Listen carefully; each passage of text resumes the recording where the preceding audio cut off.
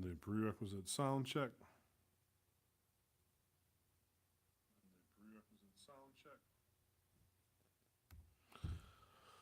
All right. Bismillah ar-Rahman ar-Rahim. Alhamdulillahi Rabbil Alameen. والصلاة والسلام على رسوله الكريم وعلى آله وصحبه أجمعين. I want to continue our Sunday class here, Understanding Islam. In this particular iterance, I'm going to talk a little bit about knowledge, because we've been talking about, paying attention, about being aware.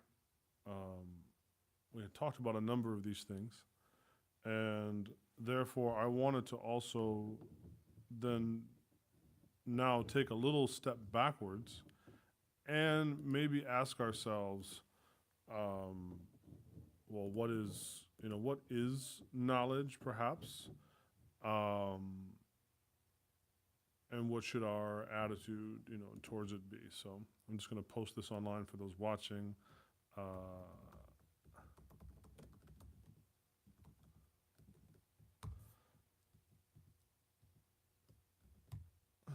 Okay, because you can't do anything today without,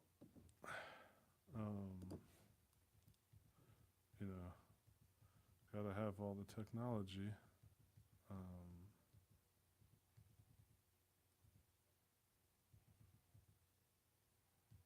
I thought I had perhaps not. Let's see.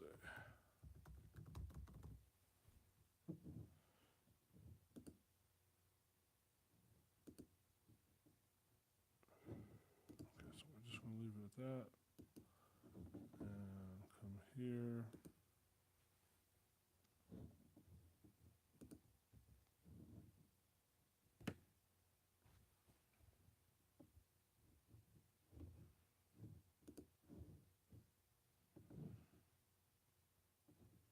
Just like so many places you have to post this to.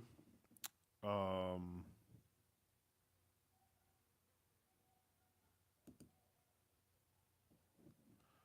post it. So many different, let's see, online. Okay, so we got it there. A couple more here, and then we're almost ready to go.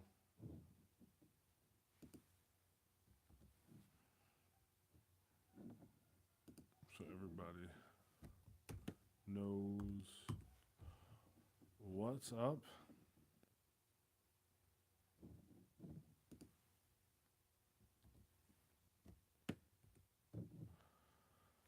All right, I think that should pretty much do it for all of our online stuff we got to do. So as I said, I wanted to, go talk a little bit about knowledge. What is it?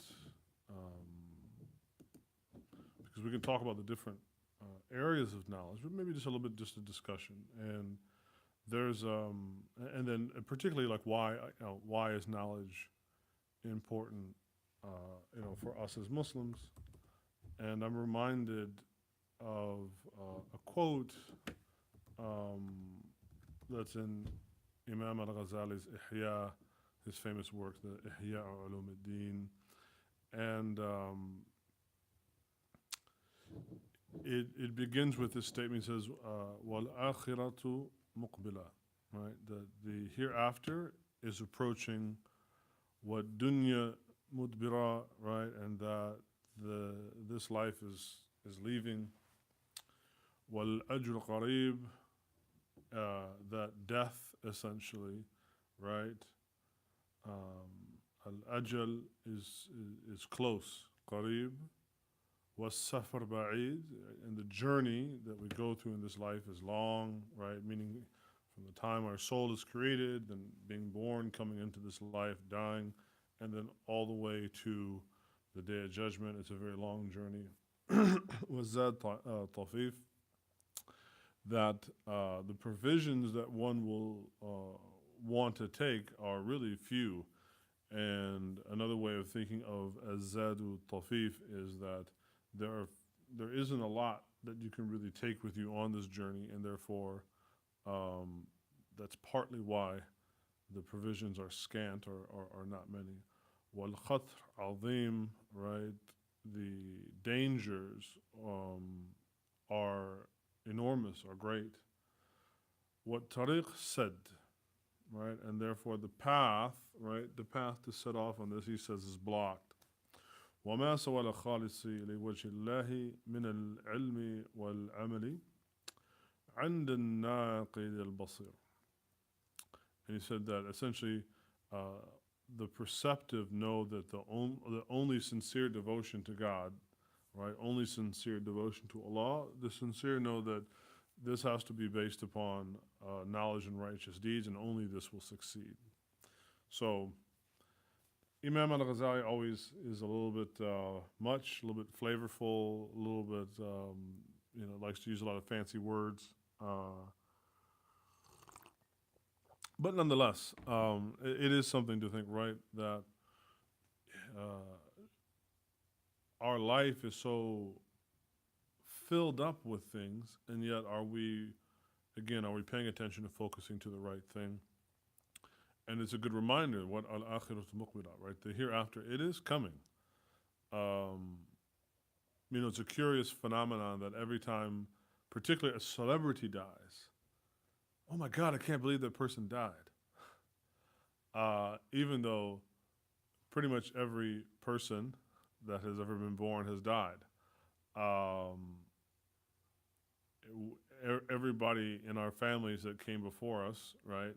They're all gone. People die every day, and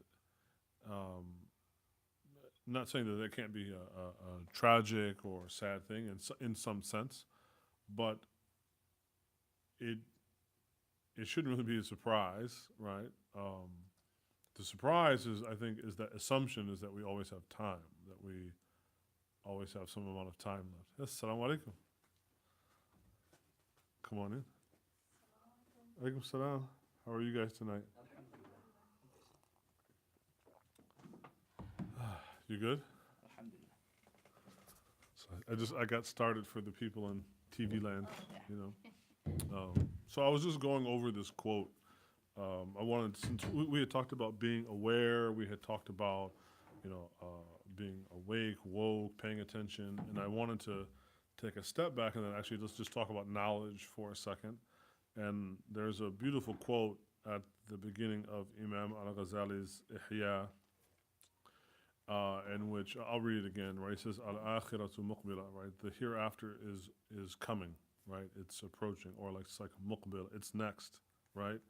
What dunya mudbira, right? And that the dunya is leaving, right? So it's like at the same time that this life is going away from us, the next life is coming, and this is like, almost imagine a kind of wheel that's turning that cannot be stopped, right? No amount of force or pressure can be applied to make this, right, go back in the other direction, right? So the hereafter is coming, this life is leaving. Wal ajal qareeb, right? And that death is close, right? Like at any moment.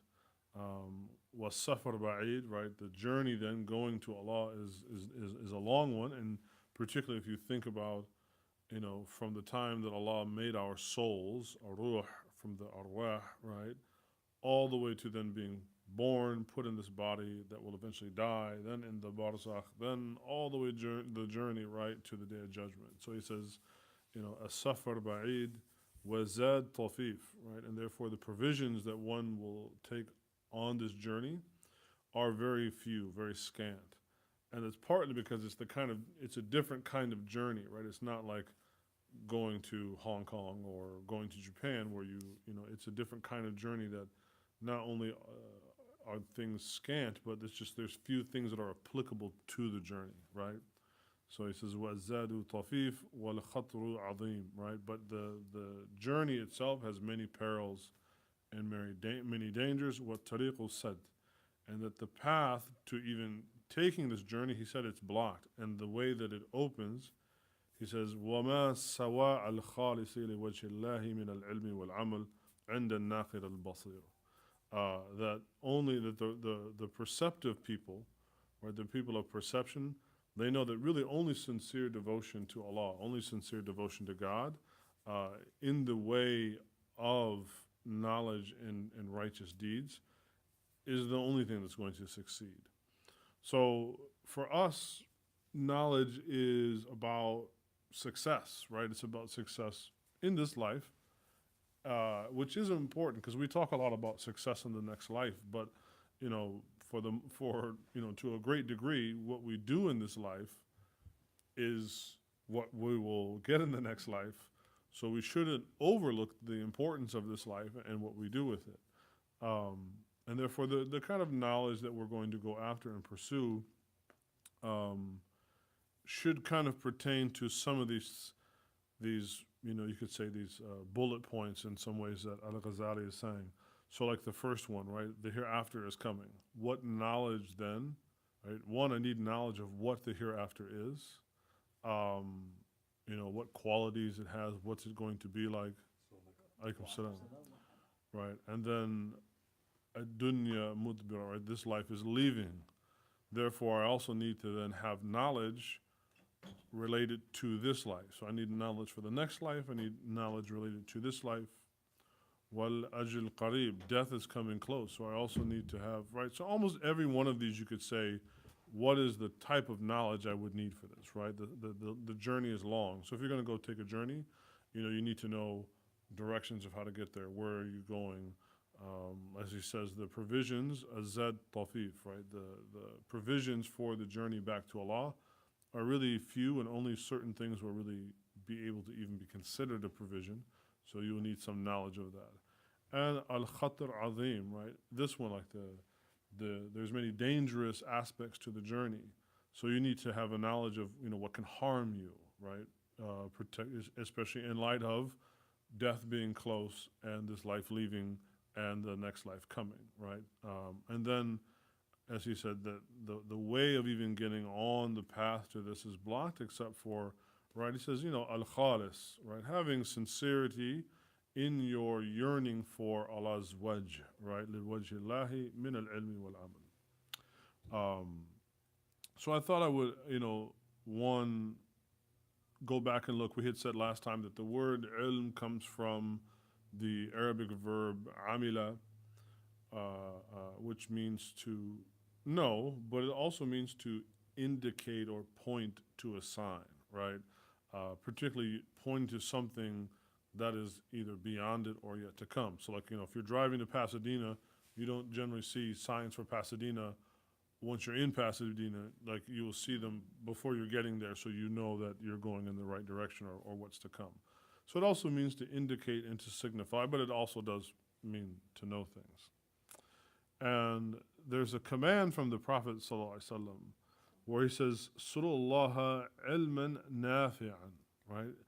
Ask, all of you together, because it's the command in the plural, all of you should ask Allah for beneficial knowledge. وَتَعَوَّذُ بِاللَّهِ مِنْ عِلْمٍ لَا يَنْفَعُ, right? And you should also all seek protection from Allah from knowledge that has no benefit. So in light of the bullet points that, and these are not like the most important or the exclusive, they're just handy for the discussion, right? So again, just thinking about one of those bullet points being the hereafter.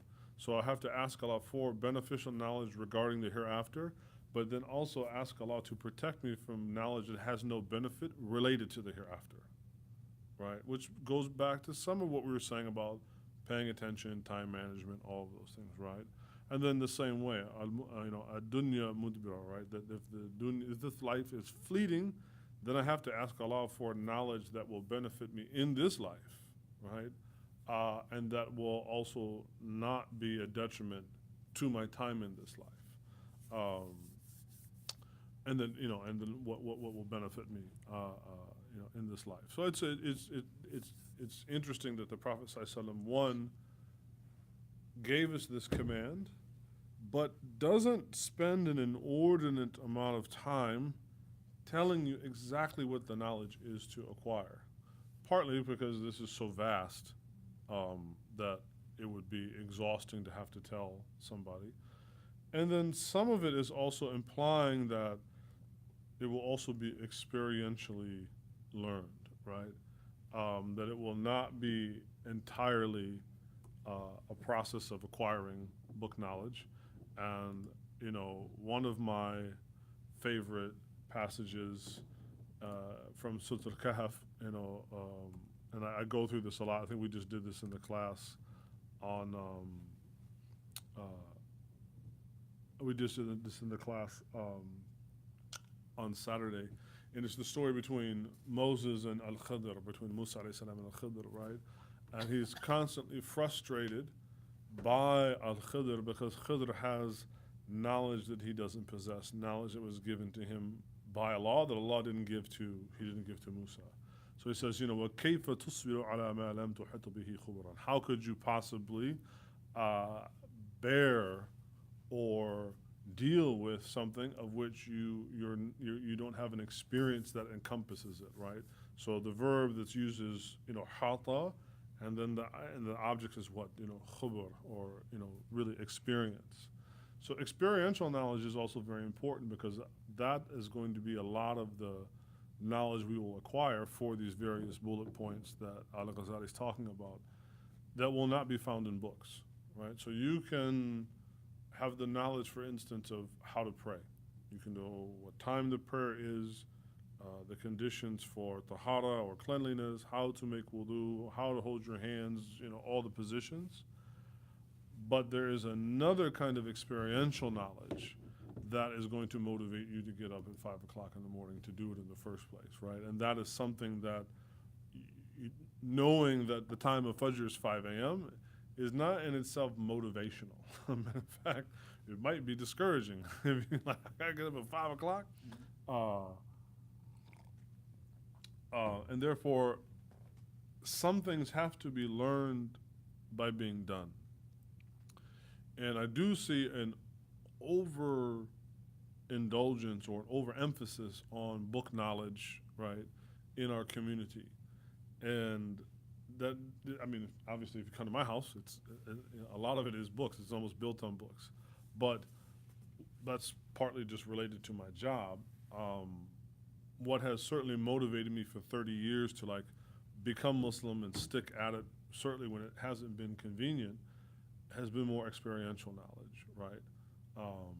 So that's just to give it, there are some different types of knowledge to be had. And then if we look also that, if you look at the way that Allah Ta'ala describes knowledge in the Quran, in the creation of Adam, and then when he makes Adam, he teaches him the names of everything, and then has him, display these things, right, to the angels. He says, وَعَلَّمَ الْآدَمَ الْأَسْمَاءَ كُلَّهَا ثُمَّ عَرَضَهُمْ عَلَى الْمَلَائِكَةِ. Right, and he taught Adam, right, Allah taught Adam the names of all things, and then had them display them in front of the angels. So the important part here is that Adam himself, even though he may have been a superior creation in some possible way to either the jinn or to the angels, because Allah did tell them to prostrate to him, which is a sign of deference, simply because he was of a superior creation, didn't mean that he actually had any knowledge in and of himself. And therefore, part of that is also showing the pursuit of knowledge is going to require humility, right? It's going to require a great deal of humility and rely and understanding that it's not going to come from anybody else, other than Allah. And this goes to an athar, it's not a saying of the Prophet ﷺ, but it's a saying of one of the companions of Abdullah. His name was Abdullah ibn Yahya ibn Abi Kathir. And he said that about knowledge, he said, لا يستطيع العلم براحة الجسم, right? Knowledge will not be acquired through, he uses the word براحة الجسم. Raha means to take it easy, like from rih, right? So the word raha sometimes is like vacation or relaxation, right? It can also mean like sloth, right? So he said that, you will not acquire knowledge through just taking it easy. It's particularly on the body, which also goes to show that there is a connection between physically how we treat our body in terms of, eating, getting rest, maybe too much caffeine stimulation, right? How does all that relate to priming the body to be in the best state possible so that it is in itself an instrument to learning? So a lot of times we talk about knowledge, we're going to learn hadith, we're going to learn tafsir, right? And we don't tend to look at a few steps before that of what am I doing in terms of lifestyle to prepare myself to be a learner, right? What am I doing to actually prepare myself to be a learner? And I had talked in the khutbah, I think a week or two ago, about like what's the purpose of having a house?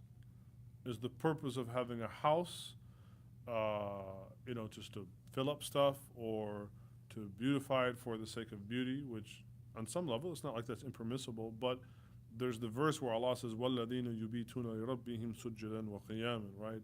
That the worshippers of the most merciful, Ibad ar-Rahman, what?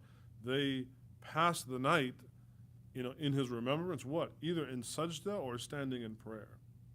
And the verb bata is related to the word that we use for bait, right? For house. So going to the idea like, is your house conducive to the worship of Allah, to the remembrance of Allah, right? Or is it actually an impediment to it? Like there's a television in every room, there's a phone in every room. Is it conducive to the worship and remembrance of Allah? Likewise, if we want to set off on this journey that, at least according to Imam al-Ghazali, sounds pretty difficult. If we're going to set off on the journey of acquiring knowledge, then are we even taking a moment to ask ourselves, what are we doing to prime the body to itself? Is it going to be conducive, right, to learning knowledge? So therefore, perhaps we should take a second look at what substances we're putting in the body. Are we getting adequate nutrition, rest, overstimulation? So these, I just found that he said, لا يستطيع العلم براحة الجسم. It's an interesting observation. And again, now this is from a companion who lived a long time ago, about 1,400 years ago. So his idea of, or his reality rather, is very different than ours in terms of distractions and food and whatnot. And yet, even then, having the mindset of using this particular wording is that you're not going to acquire knowledge by being slothful, right, in your body. And you can even go to, if you're up late all the time, you're not giving your body adequate rest, your mind is not going to be able to fully commit itself to whatever the task is, right? So, I have a lot of people come and ask, well, how did you learn Arabic so well? Oh, you must have a talent for language. I get so tired of hearing that. It's like talent for language. Yes, I may have a talent for language. I don't know, right? More importantly, though, it was a lot of hours put in, and it was, having a certain discipline, right? So part of what he's saying is too, like you're not going to acquire knowledge without some kind of discipline. So more importantly than any, apparent talent or whatever, the biggest thing that I see was being able to shut out a lot of distraction. Of course, this is before I was married. I was young, no kids, but nonetheless, right? I shut out distraction, and I was able to give it time, like an adequate amount of time to. If we find ourselves constantly stopping, starting, and not being committed, that's going to greatly interrupt the way that knowledge tends to work. Is like an accretion, right? So an accretion is like, it's like sediment on the bottom of like it slowly builds up over time, and that's very much like knowledge, right?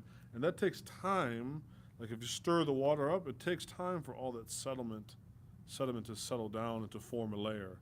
That's kind of like with knowledge. If you're constantly stirring it up, and I see people that I'm reading this book, I'm reading that book, I'm studying this, I'm studying that, I'm watching this video, I'm doing that. It's like you're not going to make progress. It would be far better for you to pick one thing and hammer at that for a little while and let the sediment of that kind of settle on you before moving on, right? Because it is in jeopardy, right? It's not trivial pursuit, it's this life and next life, and the stakes are much higher than a game. Um, and it would be much better to be proficient at one or two things than it would be to have some trivial pursuit knowledge of things that don't transform your character, that don't make you more obedient, that don't increase your worship, that don't increase your generosity, right? So just some parameters that we can look at, right? And that the angels, uh, even though they questioned the creation of Adam, whether it was a good idea or not, when Adam presented these, they had no answer. They called Subhanaka la ilma illa ma 'allamtana. Oh Allah, right? How perfect and sublime are you? And we have no knowledge other than what you have given us. So part of the journey of acquiring knowledge is kind of somehow keeping in your mind all the time of asking Allah to grant you knowledge, right? That and knowing that it ultimately is really, truthfully, a matter of Him giving it to you, right? Given that one of His names is Al-Wahhab, the bestower of gifts, and also Al-Alim, right? The all-knowing. This is a wonderful combination that Allah loves to give gifts, and the Prophet ﷺ is telling us, ask Allah. So the Prophet is not likely, ﷺ, to tell us to do a thing religiously if there's not a reasonable expectation of that to be returned to us. The other part too is that also knowing that not only is knowledge right from Allah, but I was reading this passage also that came later on. It says, "وَلَن تَرْضَ عَنْكَ الْيَهُودَ وَالنَّصَارَى حَتَّى تَتَّبِعُوا مِلَّتَهُم." And we know this verse, right? Because some of us like to use this verse in a very combative way, right? The Jews and the Christians will never be satisfied with you until you follow their way. Okay, fine, right? قُلْ إِنْ هَدَى اللَّهُ هُوَ الْهَدِ, right? Say that, if Allah guides a person, then that person is guided. Or if Allah guides, that the guidance of Allah is true. وَلَئِنْ اتَّبَعْتَ أَهْوَاءَهُمْ بَعْدَ الَّذِينَ جَاءَكَ مِنَ الْعِلْمِ مَا لَكَ مِنَ اللَّهِ مِنْ وَلِيٍّ.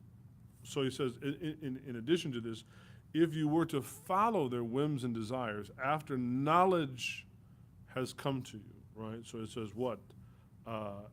After knowledge has come to you, right? Then you won't find any helper or protector besides Allah, right? So part of what also makes us responsible, to have responsibility imposed upon us, is when we have knowledge, right? And therefore, we want to have knowledge. You want to avoid being misguided, because if you don't know better, you might be inclined to follow somebody because it looks good, right? And this once again shows one of the pitfalls or limitations of rational thinking or the faculty of reason. Allah even says in the Quran that when it comes to gambling and alcohol, there's some benefits in it, but there are also some detriments, right? So if you were to just simply use your own rational senses, you'd be like, well, what's wrong with having a little glass of, Cabernet a day, right? And look at these other people are doing it, right? So if you don't have the appropriate knowledge, even though you're using your rational senses, you can still wind up following something that is of misguidance.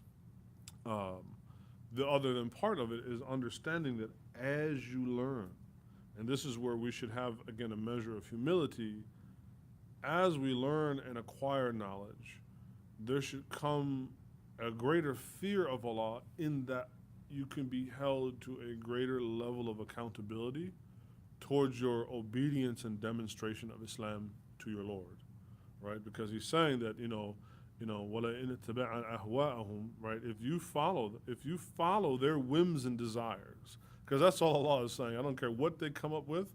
It's just their whims and desires. بَعْدَ الَّذِي جَاءَكَ مِنَ الْعِلْمِ, especially after knowledge of the right thing has come to you, right? Then مَا لَكَ مِنَ اللَّهِ مِنْ وَلِيٍّ وَلَا نَصِيرٍ. Then you're not going to find either a protector or a helper against, for you against Allah. So the pursuit of knowledge too should engender one with a kind of sense of reverence that as I am getting this, then I need to be able to demonstrate an increased obedience, or at the very least, an increased remorse about disobedience, because obedience isn't always easy. But increased knowledge should at least give a person increased sense of remorse over the disobedience that they give. So at least they can what? They can make tawbah. Because Allah says what? That for the person that is disobeying Him, يُضَاعِفْ لَهُ الْعَذَابِ, right? That He will double the punishment for them, يوم القيامة, on the Day of Judgment.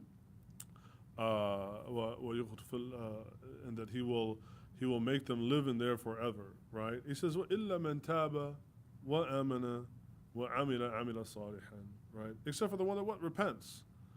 Repentance requires a certain, we don't think of it always as knowledge. We always think knowledge is like rocket science. It is not, knowledge and intellectual horsepower are not always the same thing, right?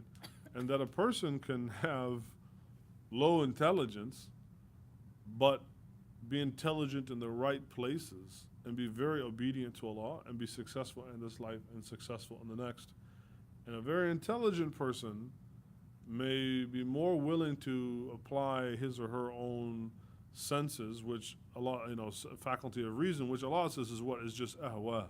It's just simply you're just trying to find a way to rationalize your passions and do what you like.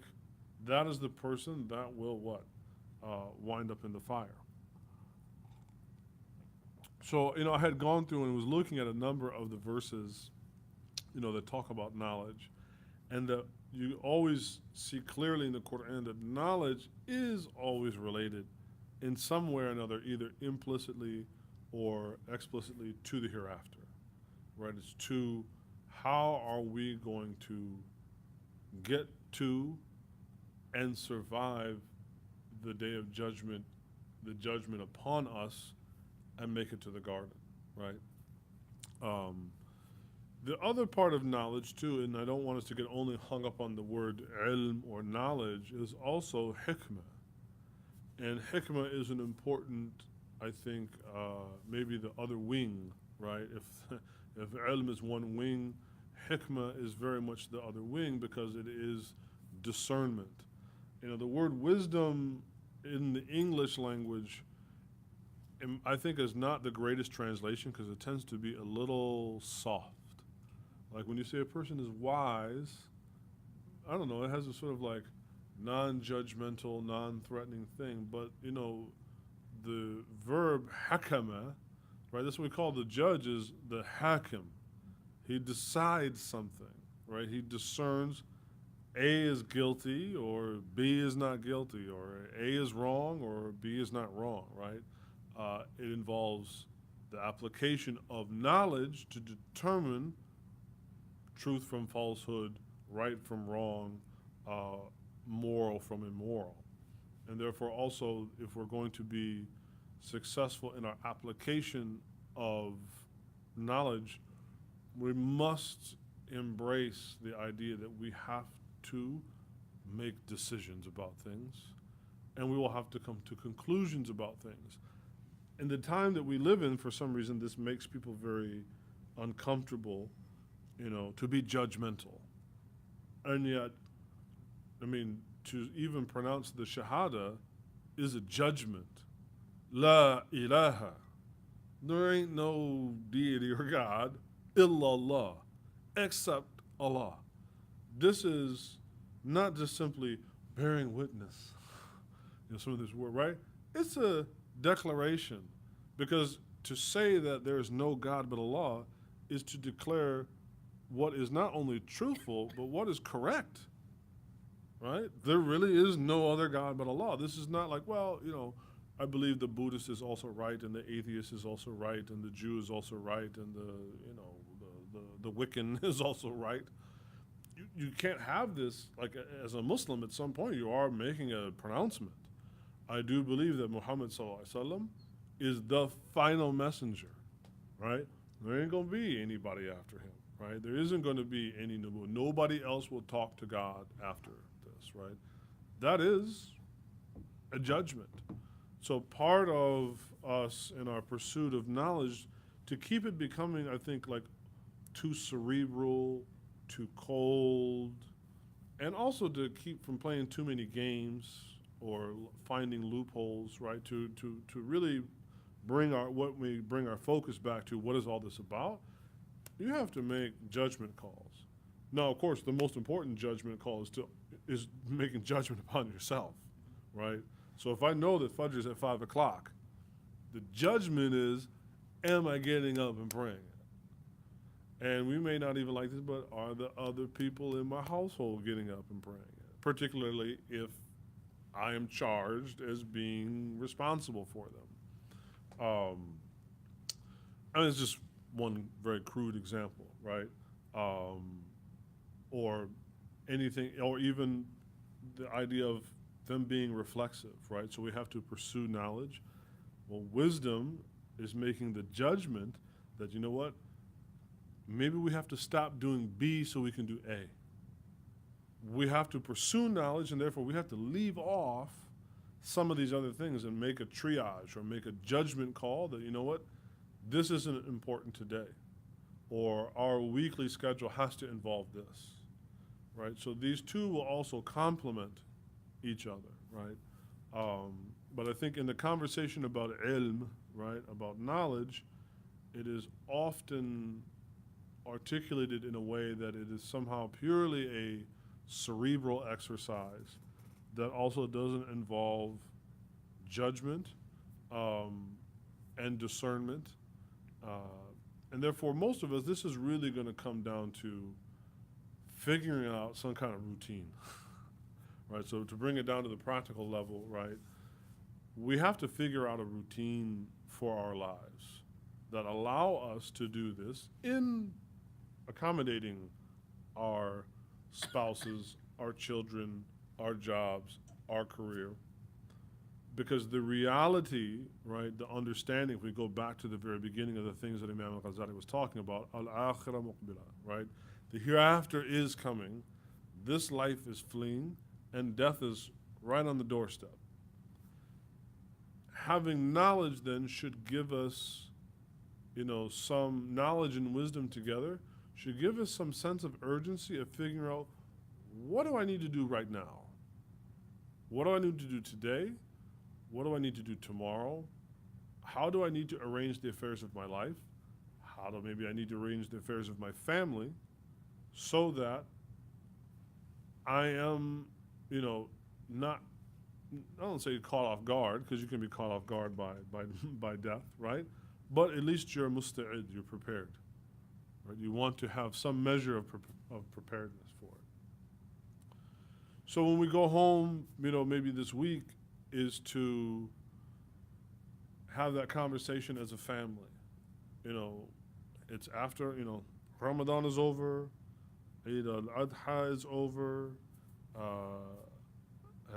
Arafah is over, Ashura is over, and Muharram is, okay, what's the game plan now for how do we live? What's the game plan to acquire knowledge? What is the game plan to apply it, wisdom? And are we going to take a look at our lives to have an honest assessment and be realistic? Not like, okay, I'm gonna reduce my work hours to I'm only 2 days at the office and we're all going to pursue knowledge. That probably won't work. You'll probably not be able to pay your mortgage doing that, right? But like with most things, you will often find that there's a lot of excess fat, so to speak, that you could trim off, that you could be more productive, right? And that word, I don't always like that word because relaxation is important, but just overall more productive, meaning that you have to factor in relaxation to the overall period. Because if you're only working and you're only studying, you will eventually snap. Like that's not doable. But even if it's just saying that, 2 days out of the week, 1 day out of the week, or whatever you can do, that you know, this is the time I'm going to set aside, and I'm going to stick to one thing at a time. I'm not going to multitask because that is actually going to affect my ability to pay attention, right? Um, Maybe that's the day that the TV just doesn't get turned on that day, right? Or the phone, outside of true necessity, doesn't really get used that day, and therefore you make the house conducive to the worship of Allah. You make the house conducive to the pursuit of knowledge, right? Um, for some people, reading isn't easy.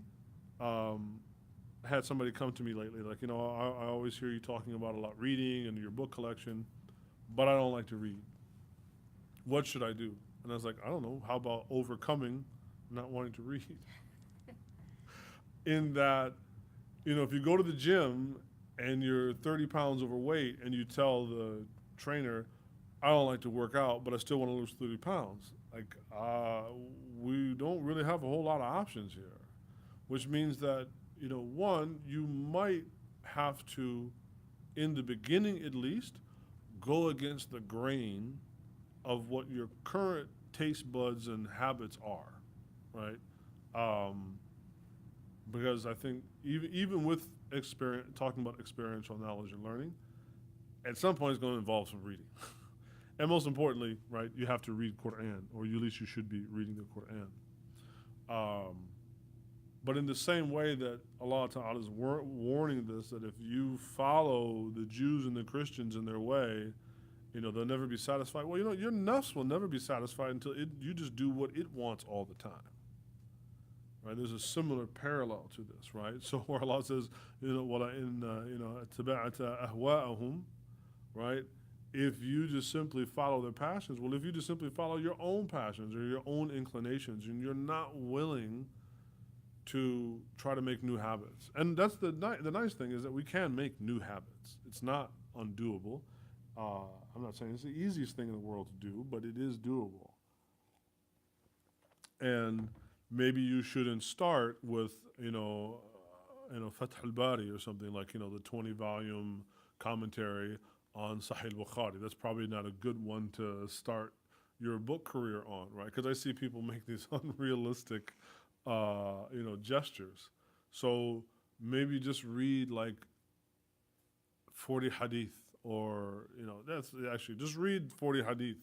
Try to get through it from cover to cover, but read it, right? Not just, but read it, contemplate it, take a few notes, ask a few questions, something like that, and then slowly, gradually, move beyond that. So I really do recommend reading, because one, you're also coaching yourself to take responsibility for your own account with Allah, right? That the imam and the scholar and the sheikh and the whatever, right? Hey, at the end of the day, I gotta, I gotta worry about my own impending doom, right? It just happens to be my job, but at the end of the day, I still have to worry about my own self. I can't allow that to distract myself from my own obligations, right, that I have. But don't be afraid to push yourself in another direction, right? Even if it isn't easy. Matter of fact, like most things in life, if it ain't easy, there's probably some benefit in it, right? Like for me, reducing my sugar intake as a diabetic was enormously hard. And I don't succeed at it 7 days a week, but I might do it 4 or 5. And that's better than none before. And I'm seeing the benefit when I get my A1C one now, where I see like, oh, and then I feel good and I feel encouraged. Okay, maybe we can work on that 5th or 6th day, and eventually, hopefully, I will have a total lifestyle, right? Don't be afraid to try to push yourself. It's good for you. Difficulty, Allah has designed this life in a way that difficulty almost always, has some benefit, even like with the fasting, right? Depriving the body and making it hard, actually, it boosts your immune system, white blood cell, all these things, right? So, just as a recap, it was just a little bit of reflection on this statement by Imam al-Ghazali, who's saying that, when it comes to the pursuit of knowledge, that it's nothing other than a sense of sincere devotion rooted in knowledge and righteous deeds that are really going to make us successful and that will avail us in light of the hereafter basically being right there. This life is constantly in a state of leaving. We're on death's doorstep, right? That the journey is long and hard, and there are a few things for us to take with us. And the only thing that will, open up this path for us is a sincere longing and devotion to meet Allah on the best, on the best footing possible. And therefore, we have to get serious about ourselves. Maybe the last thing I'll say is that, we live in a time where on a cultural, and it really is global at this point, we're encouraged and incentivized not to take ourselves seriously.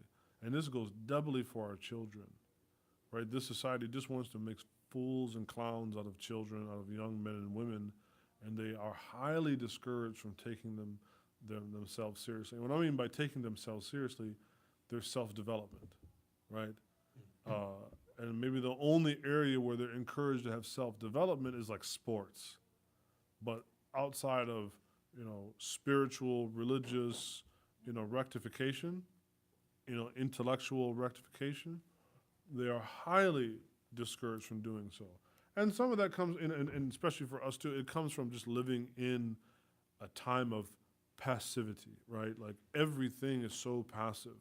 The television, entertainment, things are so passive. Like, it's interesting, if you think about music, it's such a modern invention in terms of recorded music. I mean, it's only been around for, let's say, just roughly 100 years we've had recorded music.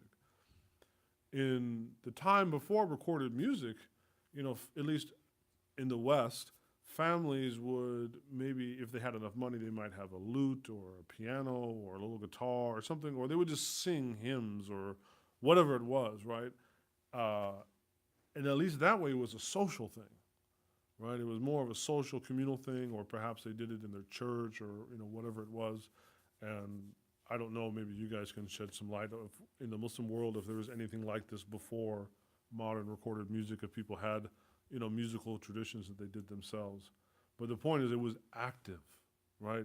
Now music is just put on your buds and it's purely, a passive, I don't even think people appreciate musical genius anymore. Like, forget about the conversation of whether music is permissible or not. It obviously takes a great genius to produce music. I do listen to music, so I was listening to some John Coltrane the other day, right? Because there's this album that they found that came out, and you listen to it, and it's like, the genius that it took to do this is simply beyond words, right? And yet I'm just sitting here going, play, and I have something of a musical background, so I can have an appreciation for it. But for young people today, with the way the education system has worked, the collapse of the arts program, kids today don't even have any appreciation of music.